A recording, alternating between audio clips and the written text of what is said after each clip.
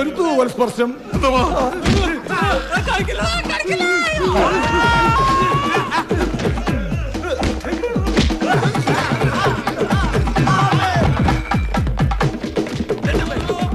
സാറിന് ഓർമ്മയുണ്ടോ sir? Sir ഞാൻ മോഹനാണ് സാർ. അയ്യോ സാർ, ഞാൻ ഗുണ്ടയല്ല, ഞാൻ സ്കൂൾ മാഷാണ് സാർ. സാർ ഞാനന്ന് സാറിനോട് ചാൻസ് ചോദിക്കാൻ വന്നില്ലേ, ആ മോഹനാണ് സാർ ഞാൻ.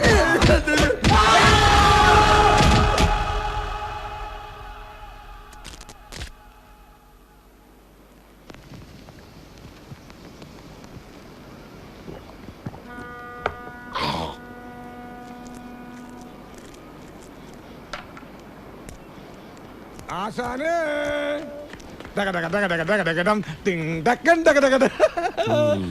അത് ശരി, നിങ്ങ ജലോത്സവം തുടങ്ങിയ എന്താണ് എല്ലാവരും ഭയങ്കര സീരിയസ്? ഓ, ഞാനിങ്ങനെ പഴയ കഥകളൊക്കെ പറഞ്ഞിരിക്കണായിരുന്നു. അപ്പൊ കോമഡിയാണ്. ആശാന്റെ പുരാണ ഗജാപ്രസംഗം.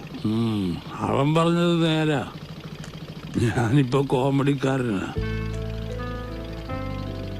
പക്ഷെ പണ്ട് ഈ കൊച്ചിയില് ഈ ഡെൻവറും ഇവന്റെ തന്റെ എസ്തപ്പാനും കൂടെ വിരിഞ്ഞൊന്ന് നിന്നാ പോലീസ് വണ്ടി റിവേഴ്സ് എടുത്ത് പോകുമായിരുന്നു.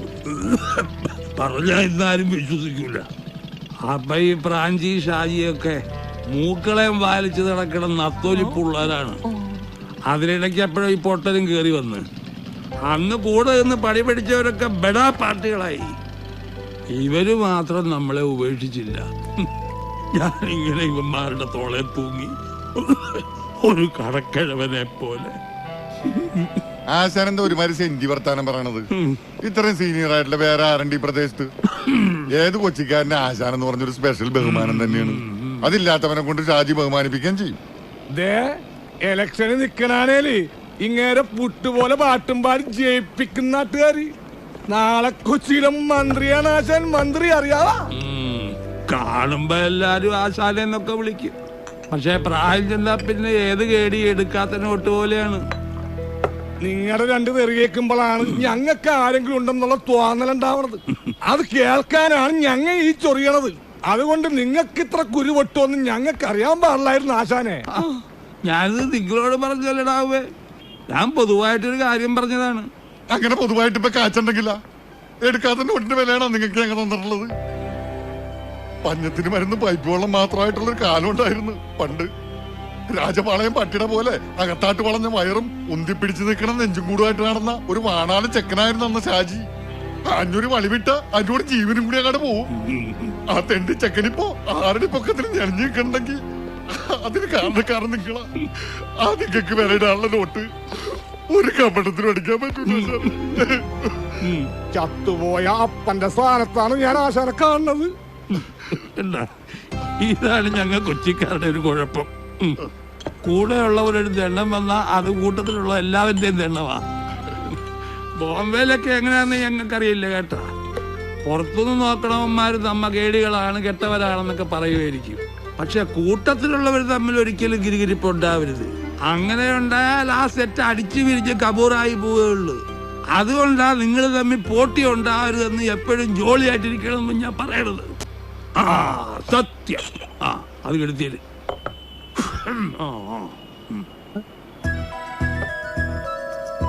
ഇത് കേരള സ്റ്റേറ്റ് ഫിലിം അവാർഡല്ലേ? ഇതെങ്ങനെ ഇവിടെ? അത് ആശാന് കിട്ടിയതാണ് ഏറ്റവും മികച്ച ചുമക്കുള്ള സ്റ്റേറ്റ് അവാർഡ്. ആ അവാർഡ് കിട്ടിയത് നിന്റെ തന്തയ്ക്ക്. ഇതാരുടെയാണെന്നറിയാവാ? സൂപ്പർ സ്റ്റാർ വിമൽ കുമാറിന്റെ. സത്യമായിട്ടും ഇതെങ്ങനെ ഇവിടെ വന്നു? കുറച്ച് കൊല്ലങ്ങൾക്ക് മുമ്പ് അങ്ങേരൊരു പടത്തിന്റെ ഷൂട്ടിംഗ് ഉണ്ടായിരുന്നു ഇവിടെ. അതിനിടക്കാണ് ഈ അവാർഡ് കിട്ടിയത്. അതും മേടിച്ചോണ്ട് നേരെ പോകുന്നത് ഇങ്ങോട്ട്. പറയണ്ടാ ഒടുക്കത്തെ ചാടിയണ പന്നിക്ക്. ഷാജി എന്ന സ്ഥലം കൊടുത്തിട്ട് അയാൾ മൈൻഡ് ചെയ്തില്ല. അത്രയ്ക്ക് അഹങ്കാരം കാണിക്കാവാ? സ്വർണമാണെന്ന് കരുതി അടിച്ചു മാറ്റിയതാണ്. പിന്നീടാണ് വിവരം അറിഞ്ഞത് പാട്ടപ്പിച്ചളായിരുന്നു. കള്ളം ചേർക്കട്ടെ.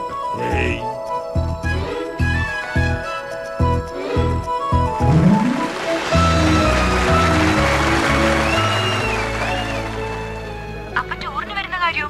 ഇനി ഞാൻ ഇവിടെ സിനിമ കാണാമെന്നല്ല. അയ്യോ, അതൊക്കെ എനിക്ക് അറിയാം. ഇപ്പൊ ഞാൻ അങ്ങോട്ട് വന്ന ഒക്കത്തില്ല. ഇടയ്ക്ക് ഒരു ദിവസമെങ്കിലും വന്നാലെന്താ? അത് ഫോണിൽ കൂടെ പറയാൻ പറ്റത്തില്ല. അതെന്താ? ഞാൻ വൈകിട്ട് അങ്ങോട്ട് വിളിക്കാം. ഹലോ അച്ഛാ, അച്ഛാ, ഹലോ.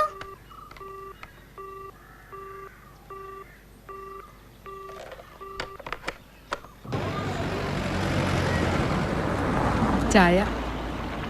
ഇവിടെ എവിടെയും ഷൂട്ടിംഗ് നടക്കുന്നുണ്ട്. ദേ തൊട്ടപ്പുറത്ത്. ഇവിടെ ഇപ്പൊ സ്ഥിരം സിനിമ ലൊക്കേഷൻ അല്ലേ? ആഹാ, എന്നിട്ട് ചേച്ചി ഇവിടെ വടക്ക് തുളയിട്ടുകൊണ്ട് നിൽക്കണം. എന്തെങ്കിലും ചാൻസ് കിട്ടുമെന്ന് നോക്കാറുന്നില്ലേ? ചേച്ചി പണ്ടൊന്ന് ചാൻസ് ചോദിച്ചപ്പോ റിലീസായ പടമാണ് ദേ അവിടെ നിന്ന് ബിസ്ക്കറ്റ് തിന്നണത്. അതോ ചില തൈക്കളവിൽ നടിമാര് പറയണ പോലെ ഇനി നായികയായിട്ടുള്ള ഷാജിയണ്ണൻ അങ്ങനെ പറയരുത്. ചേച്ചിക്ക് നല്ല അടിപൊളി അമ്മ വേഷമല്ലേ സിനിമാക്കാര് കൊടുത്തത്.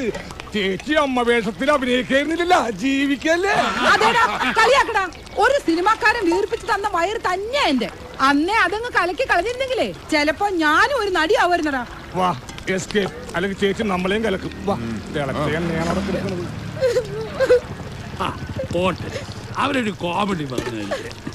ഈ കൊച്ചിനെ ഞാൻ കഷ്ടപ്പെട്ട് വളർത്തുമ്പോഴേ തിരിഞ്ഞു നോക്കാൻ ഒരു കോമഡിക്കാരനെ കണ്ടിട്ടില്ല ആശാനെ. പോട്ടെ സാറ്.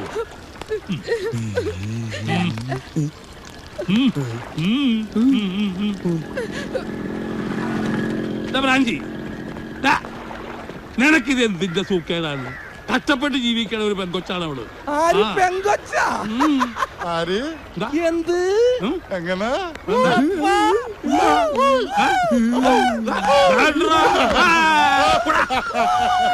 അയ്യോ ദാളെ, ഓനെ. അല്ല ബ്രാഞ്ചി, സത്യത്തിൽ ആ ചേച്ചിക്ക് എന്താ പറ്റിയത്? ആ ചേച്ചി പണ്ടൊന്ന് മദിരാശി പോയതാണ്. എന്തിന്? നടിയാവാനായിട്ട്. എന്നിട്ട്? വെറുതെ ആയി. ഈ അടി പിടി വെടി ഇതാണല്ലോ സിനിമ. പുല്ലു തിന്നുന്ന ക്രാവായിട്ട് പോയി പാല് കിടക്കുന്ന പശുവായിട്ട് വന്നു.